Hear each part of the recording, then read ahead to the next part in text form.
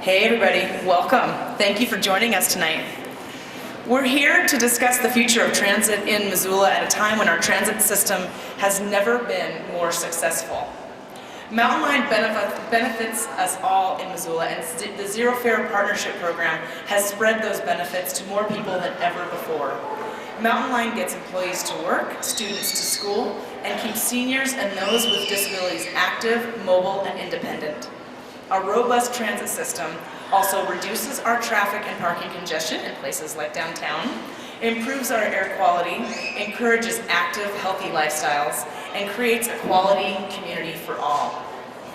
When we launched the Zero Fare program in January of 2015, alongside the investment from Phase 2 of our last service expansion, late evening service, and a second high-frequency Bolt route, our hope was to see a 45% increase in 3 years.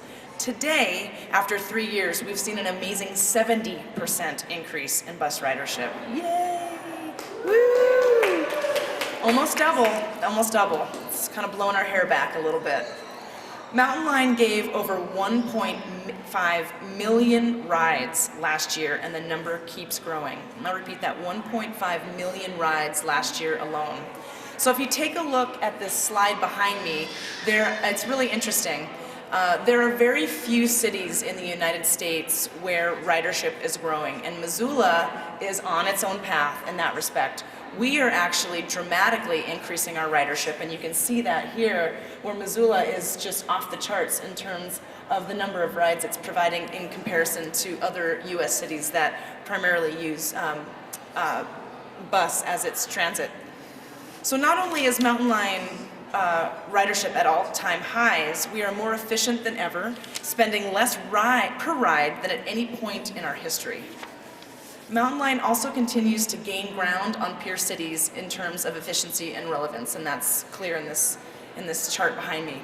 This success was only possible because of the contributions of our 15 community partners, some of whom are joining us today. Homeward's one of those, so I'll put that hat on here real quick. Mountain Line's Board of Directors, and I should have introduced myself, by the way. My name's Andrea Davis, and I'm the chair of the Mountain Line Board, and we are joined by a couple of other board members here tonight. If you wouldn't mind raising your hand if you're on the Mountain Line Board. Anna Margaret, thank you. Amy, I saw you over there. Thank you so much.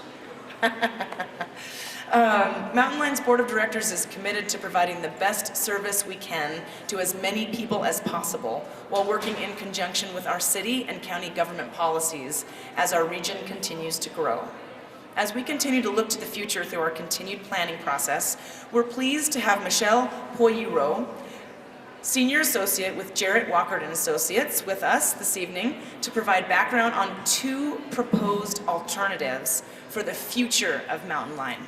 Her firm is a renowned transit consultant that helps transit agencies better serve their communities, from cities as large as Dublin and Houston to comparable networks to ours in smaller communities like Flagstaff, Arizona. So with that, we're happy to have their help in this process. And please help me welcome Michelle. Thank you, Andrea. So, yes, I am Michelle Poyero, and I am a transit network planner. So if you've ever wondered who figures out where the routes go and when they go, it's people like me and also people like Mountain Line staff. So we're working together on this.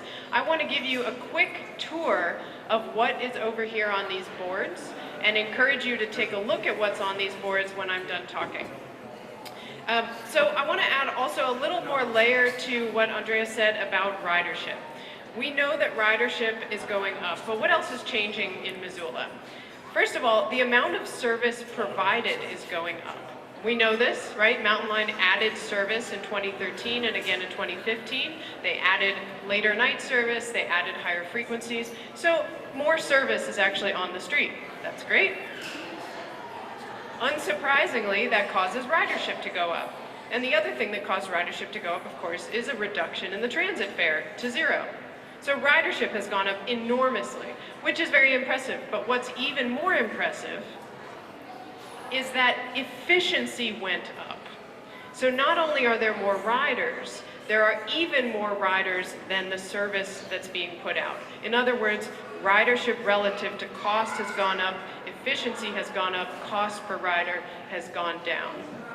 And finally, because ridership is growing faster than the population of Missoula, the relevance of transit in Missoula is improving. You are more likely to know someone who uses the bus today than ever before.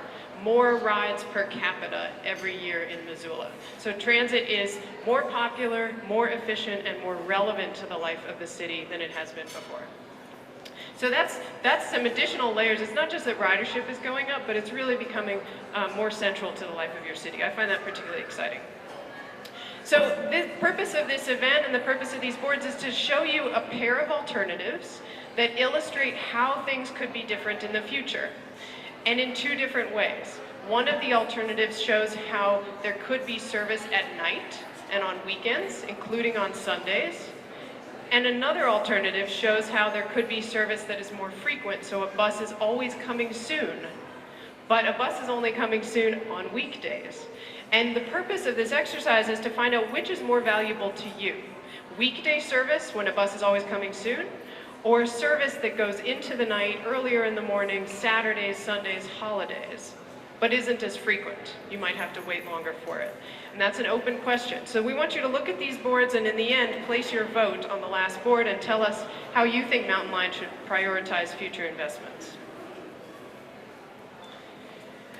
First, I want to make sure that you're aware the big changes here are in frequency and hours of operation, not actually in routes. So be sure to pay attention to the frequency tables, which are approximate. They're not meant to be super precise. And finally, I want you to know that these two alternatives do require extra funding. They would each cost about 60% more than the current network, but they would cost as much as one another, so they really are a good comparison to one another.